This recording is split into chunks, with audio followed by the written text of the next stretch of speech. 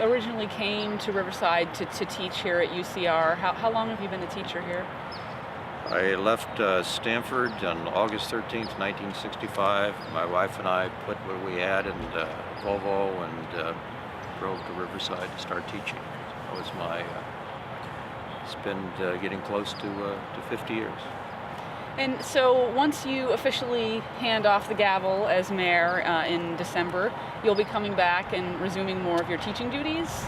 We're coming back to the political science department and teach at least half-time in the department, and then we chair something called the Center for Sustainable Suburban Development, which began about 10 years ago, that we're going to try to sort of refocus and raise its profile and involve the faculty in its research. Now, you also you teach political science, but you've been an elected official for about 32 years. Well, what have you learned in your role as an elected official that you take back into the classroom?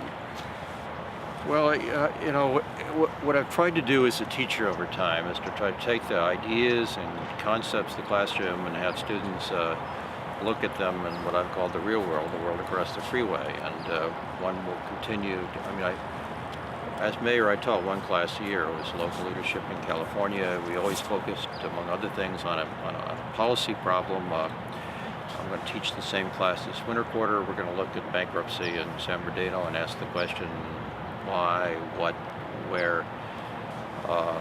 But I've seen it as important for students to go, used to say, beyond the library, now beyond the internet, to try to have sort of primary research, to listen to other people, try to understand, and they not just simply with their own perceptions, but to take the concepts of the readings, concepts from the classroom, and apply them. Do you ever use Riverside as an example in your classes of anything? Well, yes. Riverside's a big city. We're 300,000 people, the largest in the area, quite diverse place, and one of the things I used to do in the public opinion class always required a sort of pilot surveys, but everybody to do 10 interviews. So all students would interview in Riverside.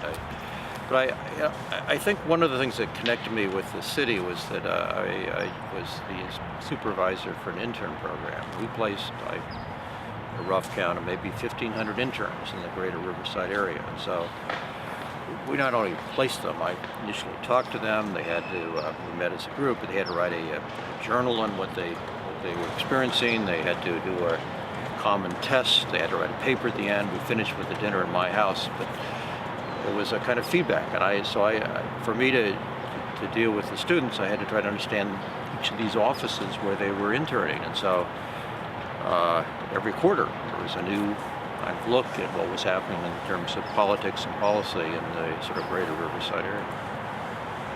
Now, during your time as mayor, what would you say was the greatest moment for the city? Well, most of what happens is cumulative, and so you're establishing directions, and so, but the moments you remember most dramatically are, one is when we became an all-American city, when we were selected as the 2012 Intelligent Community Year. Those are kind of particular moments in time that stand out because they sort of represent the best of place. There's also something, the time which you actually win office for the first time. It's hard to explain because you essentially devote a year, almost all your time, to being elected, and elections have a boundary. You get the outcome, finish line. And someone said, the euphoria of election is, I'm elected now. That would work. But I've said this before, Alicia, that I've really been sort of excited about this business of being mayor. You look forward each day, and each day is different. Somewhat the language of Frank Miller, the Mishnah, you sort of wake up in the morning thinking about Riverside, how you can make it better, and you go to bed at night thinking about Riverside, how to make it better. Riverside's large enough and diverse enough that, and small enough, but with resources that you can help make a difference. And I know I've had some people say, why, why devote so many years of your life to a city?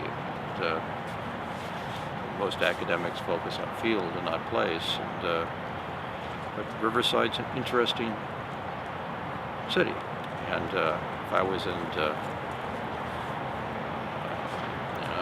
smaller place, Canyon Lake, and I wouldn't devote 32 years to nothing against Canyon Lake.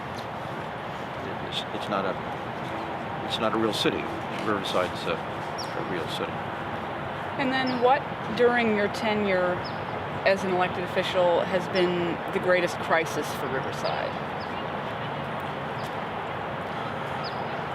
Well, the time we were in the national spotlight was over the shooting of Taisha Miller, and I think that was a difficult time, and it went on. It just wasn't a singular event. And I think that's the most difficult time with trying to keep the community focused, to trying to see this as some lessons we could learn. And I think one of the things that helped, that I was always very proud of, was the Use of Force panel, which had a great community group, came together and made recommendations, 12 of them. We stayed with those 12 recommendations. I think it helped bridge where we were to a better future. And then what will you miss the most about being mayor? Well, it's this opportunity to make a difference. I mean, one of the things that just happened, Alicia, as exiting, is so many people come up to you and said, "I want to thank you very much, Mr. Mayor." And then what's frequently following that, they will tell a story in the way that I or the office have been helpful. And, we used to always tell students who were interning in local legislative offices that sometimes students want to examine war and peace and the big issues as they define them, but I always remind students that when somebody comes to a legislative office, that's their war and peace issue. And so they need to be respectful and responsive to that. Try to do as mayor. I had this guy met in the elevator the other day. He got one of the red light tickets. He said, "I don't have any money, and what am I going to do?" And so I was following that question around City Hall to see if I could help him out. And what would you say is the most important piece of advice for the next mayor? Well, this is not a strong mayor forum. This is a council manager forum, and I've tried to use the best research on this really comes from James Savara. It calls for the mayor to be a facilitator, which I see as bringing people to the table. And, it's not one of thunderbolts from on high. It's one of getting people to sit at the table and stay there and try to figure out how to make good things happen. Well, and now Riverside is a big city. It's the 12th largest city in the state. 61st in the country. Right, and it's very important in the inland region as well. Do you think maybe it's time for people to start talking about changing the mayor's role so that he can be a little more influential or effective? Well, I've had some suggestions on that, which neither one have been particularly well received by other members of the city council. I mean, almost all mayors in California vote. I think the mayor should vote. The complicating factor is you either do what Pasadena did, which they just added the mayor's votes, so there are now 8 votes in Pasadena, or else you have to create a new district and have nine voting members. New district means that councilmen are going to lose some of their own, and so and then some have seen it as a zero sum. The mayor votes, somehow diminishes or lessens. When I was on the city council, I thought the position of mayor was a sweetheart position. I thought the mayor needed to be accountable for the decisions. But my emphasis is that I accept the council manager forum. I think but the mayor needs to be pivotal in the legislative process and have the administrative process as that of the city manager.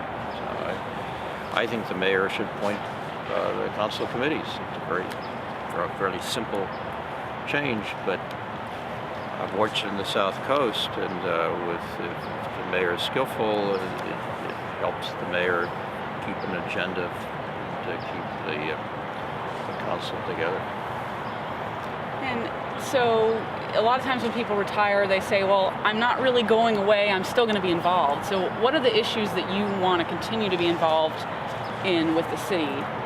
Well, I still remember when Ben Lewis retired, and Ab Brown put a table in the mayor's office, put a sign on it, said Emeritus Mayor Ben Lewis. The role of the mayor is not to, I don't see the role of the mayor to return to City Hall, and whether sitting at a table or showing up at council meetings. A torch has been passed. I think one needs to understand and respect that.